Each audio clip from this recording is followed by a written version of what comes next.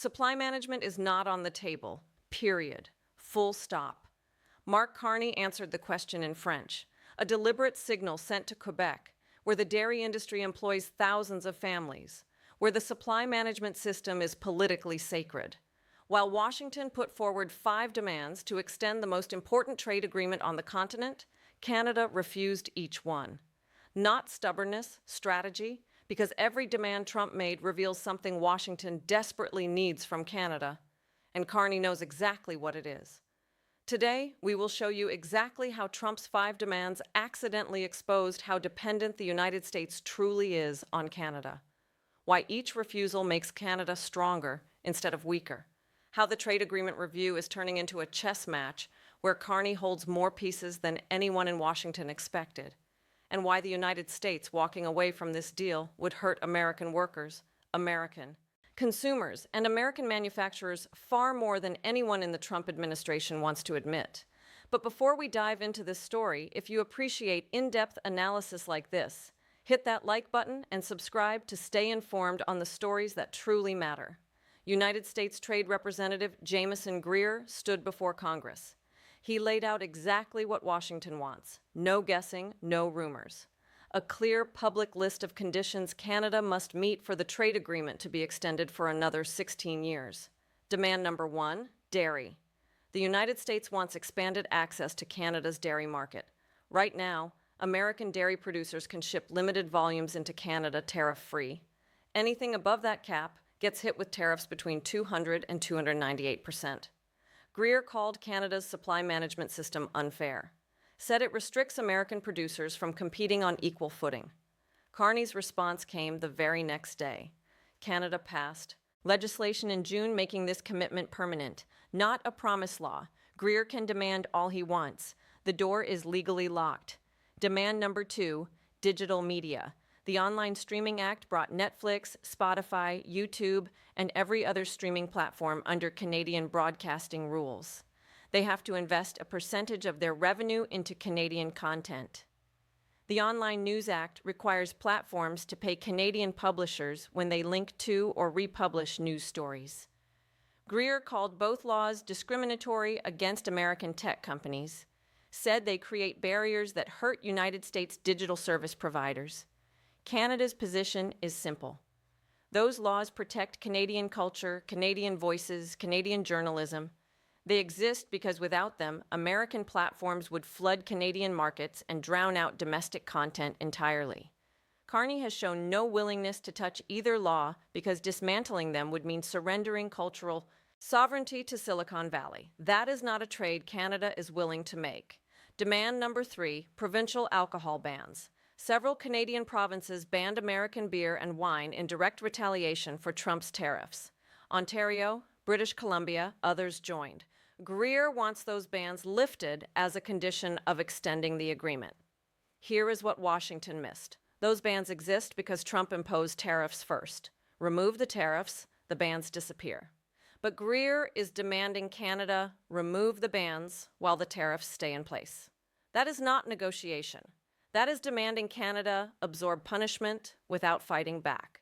Carney will not agree to that. The bans stay until the tariffs come down. Demand number 4, government procurement. Greer flagged what he called discriminatory procurement measures in Ontario, Quebec, and British Columbia. Provincial governments buying Canadian products instead of American ones. Greer wants those policies changed, but procurement rules are not a trade violation. Every government in the world buys domestically when it can. The United States does it constantly by American Act. Made in America requirements on military contracts. Federal procurement preferences for domestic suppliers on everything from steel to software. Washington demanding Canada stop buying. Stop. Canadian, while maintaining its own by American policies, is not a legitimate trade grievance. It is hypocrisy dressed up as a negotiation demand. Demand number 5, energy policy. Greer raised Alberta's treatment of electrical power distribution providers in Montana. The allegation is that Alberta's grid operator favors in-province energy generation over cross-border imports from the United States during certain periods. Alberta's utilities minister rejected the claim entirely, said there is no differential treatment. But the bigger energy story runs in the opposite direction. The United States imports roughly 3.8 million barrels of Canadian crude oil every day. 23% of American refinery feedstock comes from Canada. GF Coast refineries were engineered specifically to process Canadian heavy sour crude. New England states depend on Canadian electricity to keep the lights on during winter peaks. The energy relationship does not flow one way. It flows both ways, and Canada's share of that flow is irreplaceable. Here is what most analysis gets wrong about this situation. Everyone assumes saying no to 5 demands weakens Canada's position, makes Canada look uncooperative, gives Trump ammunition to threaten withdrawal. But Carney is not just saying no. He is saying no while holding cards Washington needs desperately. Think about what each demand actually reveals. Trump wants dairy access expanded. That means American dairy producers are struggling to compete in global markets and need Canadian consumers to make up the difference. Trump wants digital. Media laws changed. That means American tech companies are watching billions in revenue disappear because Canada requires local investment. Trump wants procurement rules changed. That means Canadian governments are successfully keeping money in the domestic economy instead of sending it to Washington. Every single demand is an admission that Canada is doing something right, something that benefits Canadians at the expense of Americans. Greer just published the list of Canadian policies that are working effectively, and Carney's job is to protect every single one of them. The demand list stopped short of the biggest issue in North American trade, automobiles. And that silence tells you everything. The North American auto industry is deeply integrated across the border. Canadian factories build components that go into American trucks. American factories build engines that go into Canadian sedans. Supply chains cross the border dozens of times before our finished vehicle rolls off the assembly line. Major automakers testified before Congress that the trade agreement is essential to their operations. The American Automotive Policy Council, representing the Detroit Three, said the agreement accounts for tens of billions of dollars in annual savings through regional integration.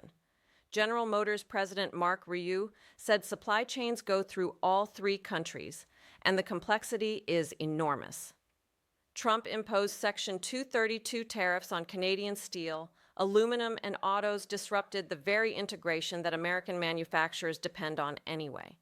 Now, those same manufacturers are begging the administration not to let the agreement expire, because without it, tariffs become permanent, and the integrated supply chains keeping American auto plants running start falling apart. Carney knows this. That is why the auto sector is Canada's hidden leverage.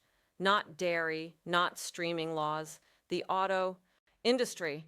Because if the trade agreement collapses, American car manufacturers suffer more than anyone. Carney traveled to Beijing.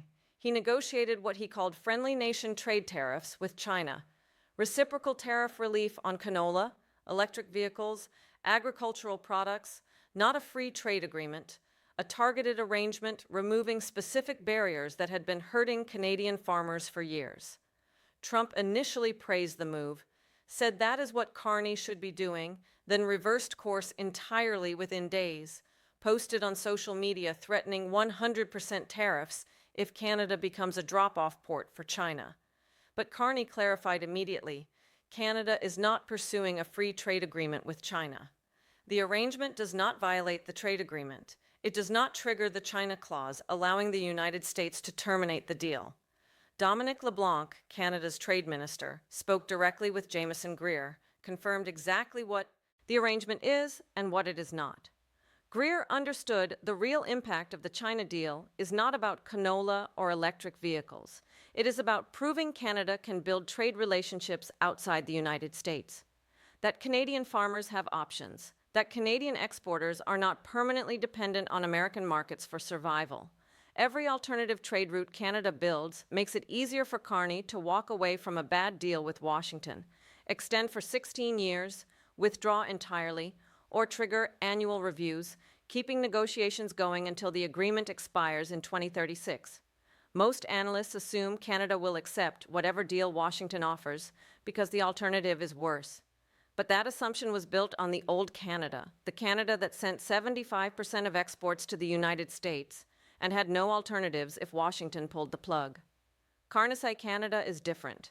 The China arrangement creates agricultural export routes to the world's second largest economy. European partnerships are expanding. The Buy Canadian policy redirects $70 billion to domestic suppliers.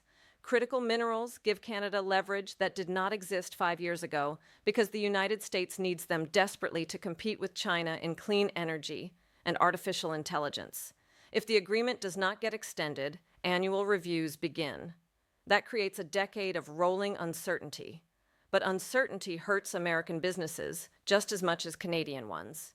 The American companies that testified before Congress about how essential the agreement is, they are the ones who panic most when the deal looks shaky. Nearly 150 United States industry leaders told Congress the agreement must continue.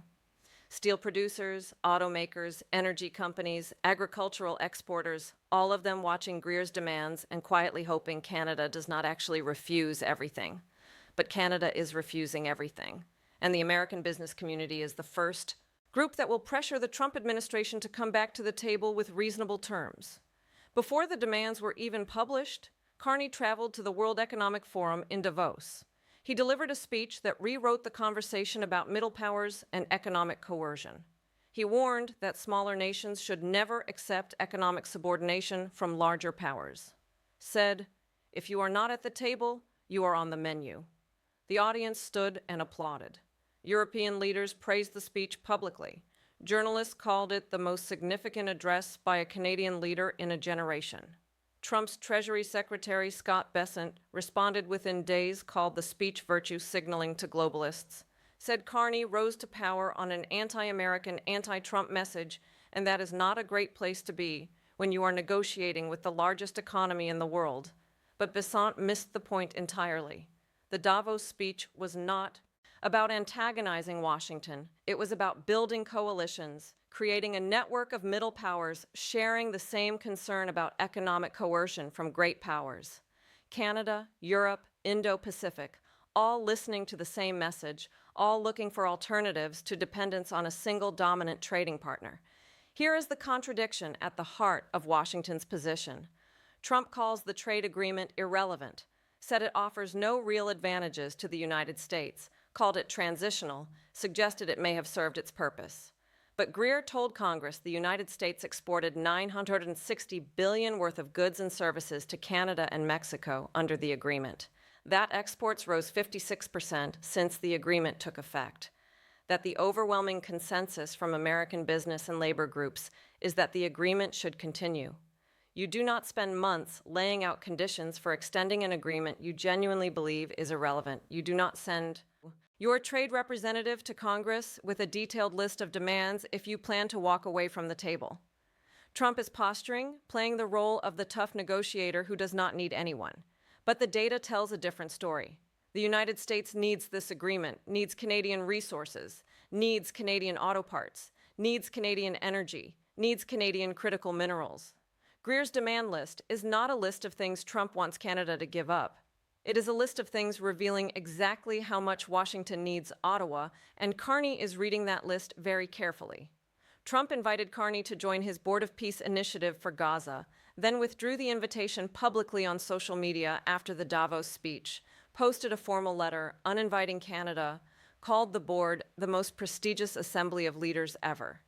The snub made international headlines, exactly the wrong kind of headlines for an administration needing Canada to sign a trade agreement extension in a few months, because now every time Washington demands something from Ottawa, the world watches a leader who was publicly humiliated by the President of the United States.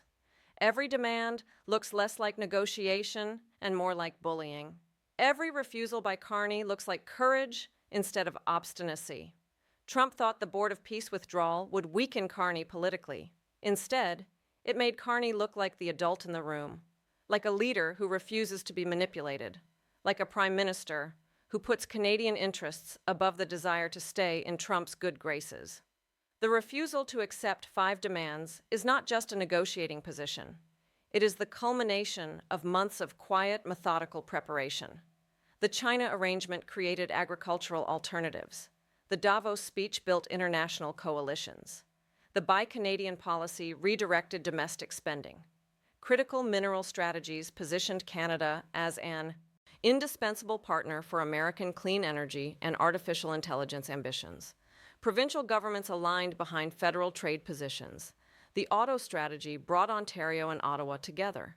While Trump was posting about governors in the 51st state and drop-off ports, Carney was building the infrastructure of economic independence. Every insult gave him political cover to move faster. Every threat justified another alternative trade route. Every demand revealed another Canadian advantage.